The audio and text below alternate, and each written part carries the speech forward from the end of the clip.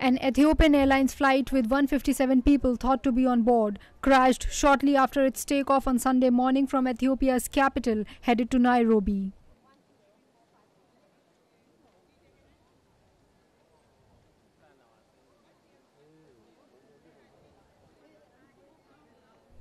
While the airline said that the search and rescue operations were in progress and we have no confirmed information about the survivors or any possible casualties, a separate statement by the Ethiopian Prime Minister's office offered its deepest condolences to the families.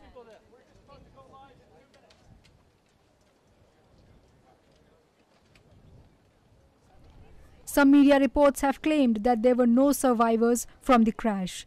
An ETV Bharat report.